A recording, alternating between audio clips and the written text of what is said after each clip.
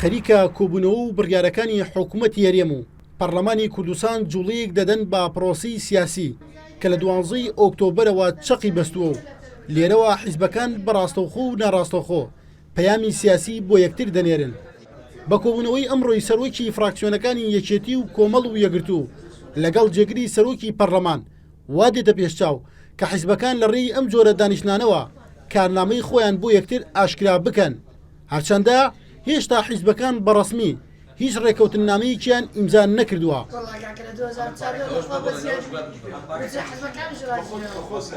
لە کۆبوونەوەکەی ئەمڕۆدا کە دەکوترا بۆ تاوتێکردنی پرۆژە چاکسازیەکەی حکوومەتی هەرێما جارێکی دیکە بزوتنەوەی گۆڕان سووربوونی خۆی لەسەر هەڵوێستەکانی دووپات کردەوە و ڕایگەیاند بەشداری کۆبوونەوەیەک ناکەن کە شەرعیەت بدات بە دوورخستنەوەی سەرۆکی پەرلەمان و وەزیرەکانیان لە حکوومەت. پێمان وایە گەلێ ئێستادا حیزبەکان و پەرلەمانتاران دەیانەوێت پەرلەمان ڕۆڕی حەقیقی خۆی بۆ بجێڕدرێتەوە، تەنها بەیەکشت دەبێت کە پەرلەمانتاران و حیزبەکان کار بەوە بکەن کە کۆتایی بە کوتەداکەی پارتی بهێندرێ و سەرۆکی شەرعی پەرلەمان بگەڕێتەوە سەرکارەکەی بۆ پەرلەمان بتوانێت ڕۆڵی هەبێت لە چارەسەرکردنی قەیرانەکان بەتایبەتی قەیرانی سەرۆکایەتەرێم و قەیرانی دارایی و پێمان وایە لە ئێستادا نابێ هیچ لایەنێک شەرعیت بە کوتەداکەی پارتی بدات.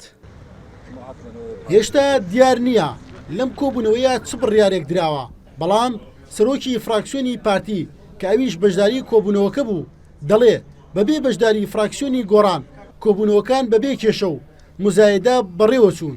کۆبوونەوەی ئەمڕۆ کۆبوونەوەیەکی زۆر جددی بۆ دوور بوو لە مزایەدات بە ڕەئی منی شەخسی پێم وایە غیابی گۆڕان وای کرد و کۆبوونەوەکە جددی بیتن و دوور بوو لە مزایەدات.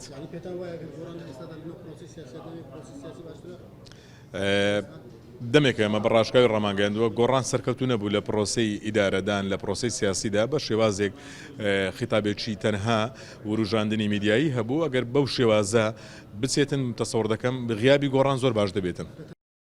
فراکسیۆنی گۆڕان یەکێتی یەکگرتوو و کۆمەڵ لا سەرەتای دەستپێکردنی ئەم خولەوە پرۆژە و هەڵوێستیان لە یەکترەوە زۆر نزیک بووە تا ڕادەی هاوبەشبوون لە هەندێک پرۆژەدا، بەڵام کۆبوونەوەکەی ئەمڕۆی پەرلەمان و بڕیاری چاکسازی حکوومەت دەری خست ئەو قۆناغا بۆ بەڕابردوو.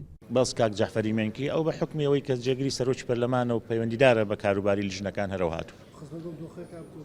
کۆبوونەوەیەکی ئاسایی بوو ئەسڵەن نەبێ مەقسە لەم شتانە بکەین، ینی چۆن نەبێ پەرلەمانی کوردستان بێدەنگ بێت لە بەرامبەر مەلەفێکی گەورەی وەکو چاکسازیە، ئەسڵەوەی قسەی جددی لە مەسەلانە بکەین. ئێمە بێزگە لە بزوتنەوەی گۆڕان فراکسیۆنی بزوتنەوەی ئیسلامیش ئامادەی کۆبوونەوەکەی ئەمڕۆ نەبوو.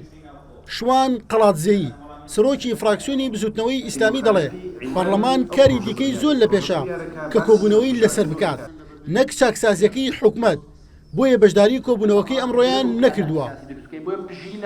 پەرلەمانی کوردستان 75 ڕۆژە بێدەنگە کۆبوونەوەی ئەمڕۆی جێگری سەرۆکی پەرلەمان و سەرۆکی فراکسیۆنەکان و لیژنەکانی پەرلەمانی کوردستان بێدەنگەکەیشکان، بەڵام ناکۆکی خستان نێوان لایەنەکان و بزوتنەوەی گۆڕان کۆبوونەوەکەی بە ناشەرعی وەسف کرد و لایەنەکانی دیکەش دەڵێن دۆخی کوردستان پێویستی بە کۆبوونەوەی هەیە و حکوومەت چاکسازی ڕاگەیاندووە، بۆیە دەبێت پەرلەمان چاودێریە و چاکسازیە بکات. هێشقادر NRT هەولێر.